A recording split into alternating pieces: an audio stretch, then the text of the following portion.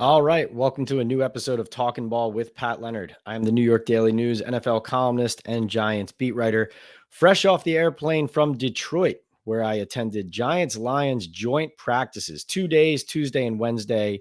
Tons of notes to tell you about details, analysis, observations that I had standing on the grass, on the field in Allen Park, Michigan, watching Brian Daboll's team take shape.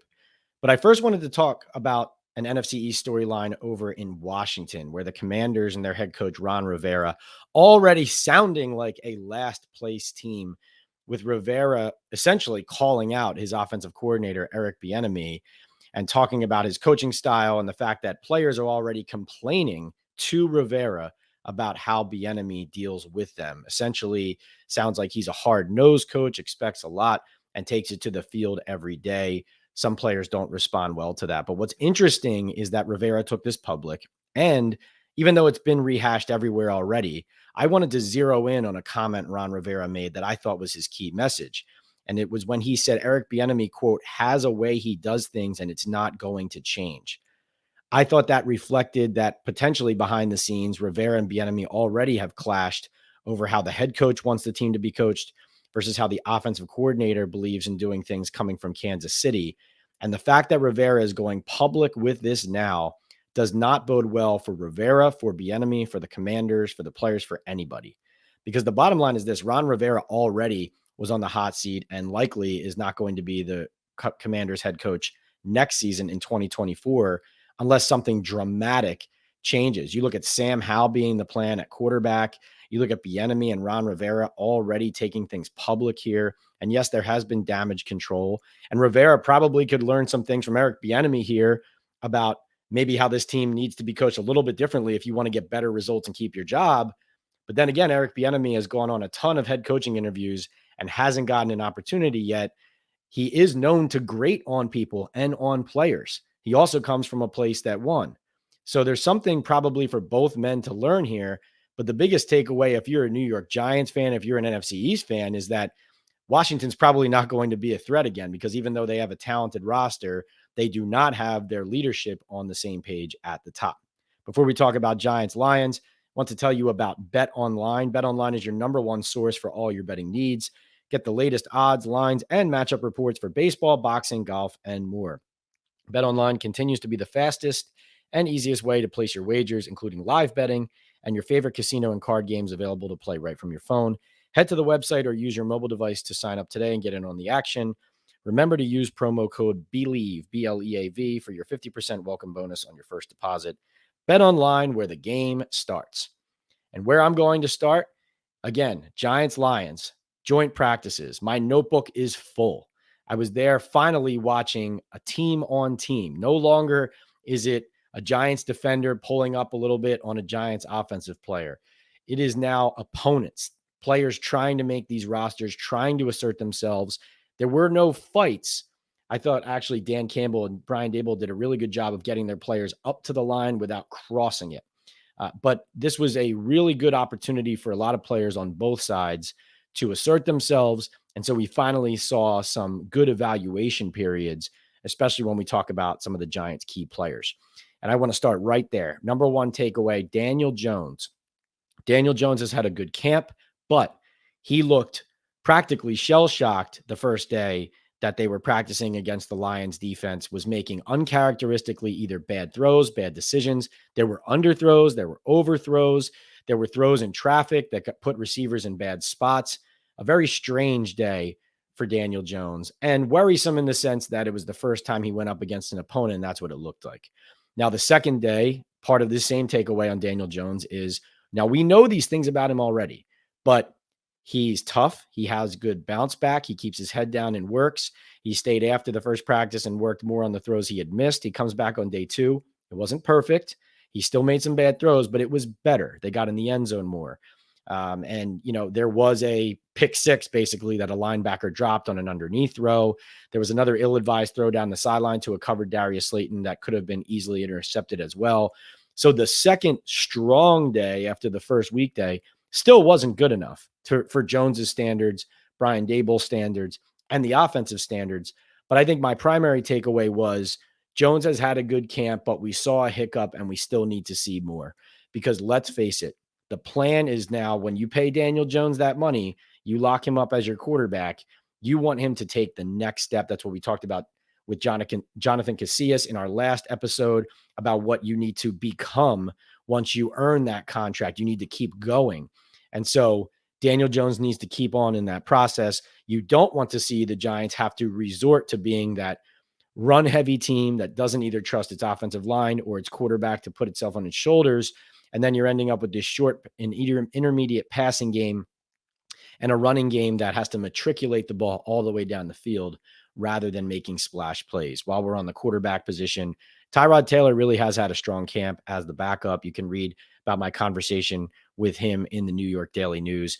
And actually, when we talk about Daniel Jones, Tyrod Taylor and I were having a conversation after Wednesday's practice, and I thought this was a key point. I asked Tyrod if he saw any changes in Daniel since he got paid. And Tyrod said, same guy, hard worker, he's a leader, first one in, all those things.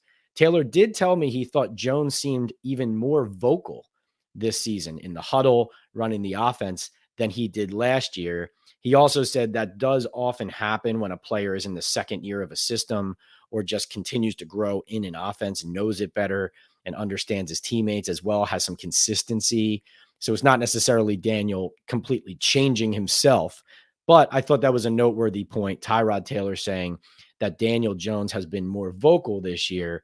That bodes well as well. We saw him commanding the offense, bouncing back, Daniel, making some throws on the move. He had 2 touchdown passes to Darius Slayton, hit Darren Waller, Daniel Bellinger in the end zone, and connected with, Cole Beasley as well in 7-on-7 and Saquon Barkley.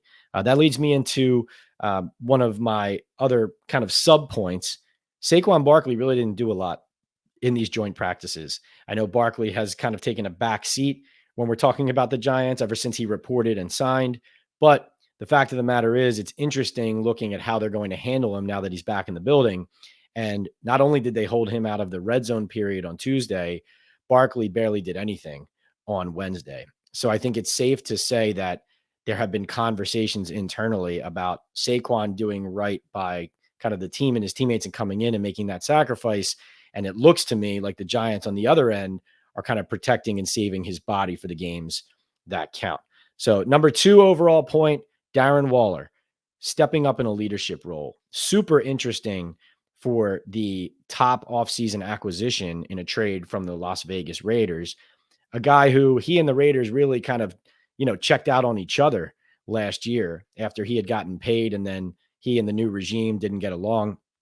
When the Giants had this tough first practice against the Detroit Lions, Isaiah Hodgins revealed to reporters to us after that Darren Waller said something to the offense going into the second practice, that he told them, listen, don't worry about what the other team's doing. It's about us. Don't forget whether they're having a good practice, a bad practice, if they're being loud, whatever they're doing, we control how we play and how we do and how we respond. And regardless of what the message was, I think it's a good sign that Waller is that engaged and is taking his veteran experience and his high profile on this team to that next step where he is now announcing to the room, I know what's best here. Follow me, follow Daniel Jones, follow Saquon, follow everybody. But Waller being a leader is key because this is still a young and a kind of a turning over, rebuilding team, even if the expectations do seem high after some of the acquisitions they made and the success they had last year. Along with that bounce back from the offense, would be remiss if I didn't mention how Darius Slayton continues to stand out. He and Daniel Jones connecting a lot. You can go, if you haven't already, listen to my podcast interview on YouTube or wherever you get your audio podcast with Darius Slayton from the spring, where he defends Daniel Jones, but also gets really into the weeds on how he's played, how the team has evolved, how Jones has evolved, stands up for his guys. And you can see why he's so consistent on the field. Even when people are not paying attention, he's still becoming leading receiver in yards 3 or 4 years with the Giants. I would recommend you go back and listen to that. That's one of the top performers in camp for the Giants. I think you would learn a lot there. Third takeaway, A lot of unsettled positions on this Giants roster right now at key spots. I'll start with the offensive line. I would give Brian Daboll and Joe Schoen and the Giants a lot of credit if they, for example, moved Mark Lewinsky down to the second team or benched him if they felt like Josh Ezeudu and Ben Bredeson were their best two guards. The reason I say that is because we've seen several times now in practices, including in joint practices, you'll see at one point, you'll see Ben Bredeson at left guard, John Michael Schmitz at center, Mark Lewinsky at right guard. Then you'll see Josh Ezeudu at left guard, John Michael Schmitz at center, maybe Lewinsky at right guard, but also Ezeudu on the left, Bredeson on the right with Schmitz in the middle. There was also a practice in East Rutherford recently where Lewinsky worked exclusively with the second team offense. Now he, I believe, is over an $8 million cap hit on the Giants books this season. He was one of the only top signings last year, along with Tyrod Taylor, when the Giants basically had no money. They spent money on Lewinsky and they spent money on Tyrod Taylor. And so this doesn't mean he's going to lose his job, definitely, but I think this is a real competition there. And I give them credit for creating one there because even though Lewinsky got paid that money, he was not a premier player last year. He was okay. And they need to be better there. And so if it's Bredeson's better there, he plays. Josh Ezeudu, Ben Bredeson, both had really good run blocks on some runs that got sprung or screen passes. There was one from Ja'Shawn Corbin to the right that Matt Parrott was involved in at right tackle. There was one to the left with Saquon Barkley. So, that's a really important position battle to watch. I would be shocked at this point if John Michael Schmitz wasn't the starting center. I never thought he wouldn't be the starting center. You don't take him in the second round to have him watch. But that is definitely something to watch, the interior of the offensive line. Along with these unsettled positions, inside linebacker, we've been on this from the jump. If there is a guy playing there right now on the current roster, it's Micah McFadden next to Bobby Okereke. Darian Beavers, I'm not sure is the guy. But frankly, I've been saying this all along. I think they fill this position in free agency. Josina Anderson from CBS Sports reported that Anthony Barr eventually will be in for a visit. Doesn't surprise me. If that's going to happen, I would think that would happen, in the coming week or so. And not reporting that, just saying, if you're going to do it, you might as well arrange it soon once you get back from Detroit in that first preseason game. I don't know when it's going to happen. But this is definitely a position of concern because don't listen to people who tell you, well, that, a lot of teams don't play base defense anymore and the Giants will play more nickel and sub than they do base defense. Let me tell you something. The Eagles had about 500 rushing yards on them in that playoff loss. And you're going to be forced by the Philadelphia Eagles and by other opponents into putting two linebackers on the field to stop the run until you can prove that you do it and that you can, and that you can force them into passing situations. They're not going to stop running the ball. So, don't listen to people who tell you that they don't need this position. They do. And another one that's unsettled, the corner position, the slot corner position. I've written this. I've said this. I do think right now, if the season started today, it would be Trey Hawkins and Deontay Banks on the outside and Adoree Jackson in the slot. We'll see if that changes. Cordell Flott, Darnay Holmes, Zion Gilbert competing at slot right now, but we've consistently seen Adoree get some work inside. Maybe they go out free agency as well there. I don't think so, though. So those are the three key unsettled positions. Fourth takeaway, positive one here. Deontay Banks. It was only one rep, but his pass breakup on Amon-Ra St. Brown in the red zone period, I think it was right on the goal line on a slant. It was just a really strong technique, strong pass breakup, physical, no pass interference, no holding, a lot of good attitude from him. Like he wasn't taunting, but he got up. He's kind of screaming, flexing. His teammates were giving him pats on the back, pats on the helmet. They might need two rookie corners to play like that, let alone Banks, their first round pick out of Maryland. And really exciting to see that because he's just had a really rough training camp and the Giants have thrown at him a lot. His receiver has been open a lot in man coverage through the first 2.5 weeks or so. And the whole defense, a lot of completions, over in Detroit, especially on the first day. So I think that's something to continue watching is Banks's development, but really just that good feeling that he can make a play against a player like that, one of the maybe most productive receivers in the league when we look at the end of this coming season. Amon-Ra St. Brown really might be up there. I mean, last year, explosive, productive, he and Jared Goff. So great play by Banks, and something I thought was really exciting for everybody associated with the Giants to see. And the fifth one, I wanted to make this a mishmash of guys who stood out, deserve some credit. And, here we go. I'm just going to go down the list. On the third string, Tommy DeVito, doing what you want to see from a third string quarterback. I think giving guys opportunities, seems to be running the plays effectively, obviously throwing the ball underneath more than down the field. But he and Ryan Jones, the tight end, have connected a lot. That's been his favorite target. I think DeVito has given them what they've needed out of a third stringer, who's obviously not going to end up on the field in a real game action, more of a developmental player as a rookie, if he sticks on the practice squad, you presume. But I think he's been giving them what they need, and he deserves some credit for seemingly having good poise out there. Colin Johnson wrote about this in the New York Daily News, another strong training camp, bouncing back from an Achilles, looking for him to continue to have a big preseason and challenge, not just as a special teamer, but on offense as well.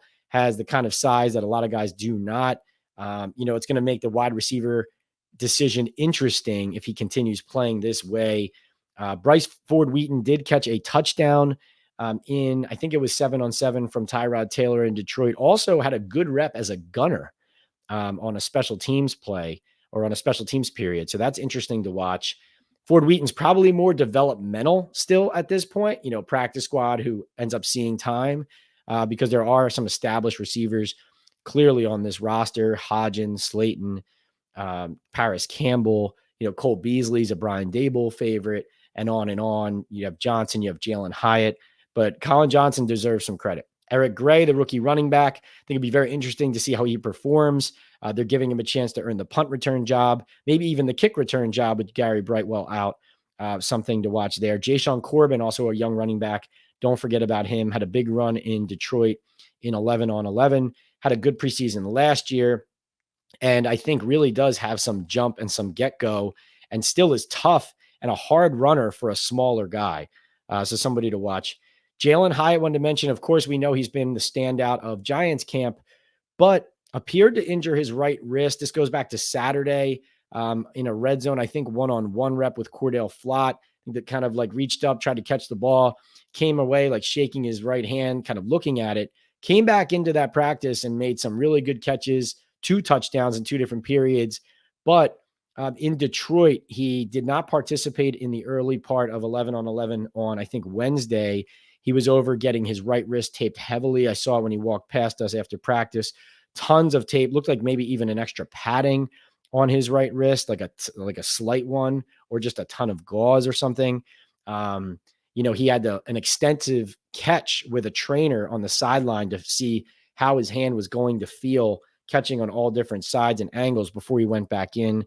Took a couple extra reps, but didn't see him catch another ball in a live drill. Something to follow, obviously, because of all the speed and talent he has shown. Nick McLeod, depth safety, keeps making plays on the ball. He's a guy who you start camp and it looks like he has a hard time making the roster based on the numbers game and playing on the third team as a safety, but he keeps making plays, hustling. I think he's making it difficult on them to cut him. And I think if you can make a play on the ball on this roster, like he has, like Dane Belton did the other day, stripping David Montgomery in those practices, the Giants need guys who are going to make plays on the ball. Jadon Mickens, slot receiver, playing in a depth role, but I think another guy who's probably going to stand out in these preseason games, really a ton of quickness, puts his foot in the ground and puts guys into a blender. Really good juice to him too, brings it every day. And Daniel Bellinger gotten in the end zone a good amount with the first team offense with Daniel Jones throughout camp, including against the Lions. Obviously, you guys know, I think Lawrence Cager is a guy who could break out as well at tight end. Has come out of some of these practices banged up, but has continued to push through it, stay on the field, and just looks the part. Darren Waller light. You can also go listen to his podcast interview with me back a few months ago, I think in June, at Mandatory Minicamp. And then for the Detroit Lions, guys, if you're in fantasy leagues, draft Jamir Gibbs. He was a real tough cover, fast, but a big body guy too for a guy who's not, he's not exactly expected to be like a downhill, put his head in your chest guy, but he shows a lot of quickness, a lot of burst, and a lot of toughness as well. He's just going to be a tough cover all around. Jamir Gibbs, really was a tough cover. You guys probably saw the video of him versus Okereke in one-on-ones. That was pretty lopsided. And then as far as, Jared Goff, I think a lot of completions from him. Interesting watching other quarterbacks in person. Sometimes a guy has a reputation and you think maybe he's not very good. And then you watch him in practice and you watch him making these off-platform throws. And then you say, oh yeah, he was the first overall pick in the NFL draft, right? When he came out. And so super talented, tall, sees the field well. You can tell Ben Johnson, the offensive coordinator, and Goff, there's just a lot of plays drawn up where everybody clearly knows where they're going to be. Got some good pass protection as well, I thought, against the Giants defensive line, and delivered a ton of completions there. But that's our quick hit, rapid reaction analysis from the Detroit Lions, New York Giants joint practices. Again, please rate, review, subscribe wherever you get your podcasts. You know that you can find us on YouTube at PL on NFL. You know that you can find us on Apple, on Spotify, wherever you get your podcasts. You know that we're sponsored by BetOnline and also by Estate 98. You can go get that ultra concentrated coffee. It's amazing. I love it for my Talking Ball podcast on the go. Pour it in the glass, drop the ice in, throw some water in, stir it. Your iced coffee is ready. You're not going to have to go on an iced coffee run anymore. Go get Estate 98 coffee. Thanks for joining me as always. Love talking ball with you guys, and get ready for some special guests we have lined up throughout the coming weeks. We had Jonathan Casillas. We're going to have more big names, and it's going to continue ramping up as the NFL season does as well. Talk to you next time on Talking Ball.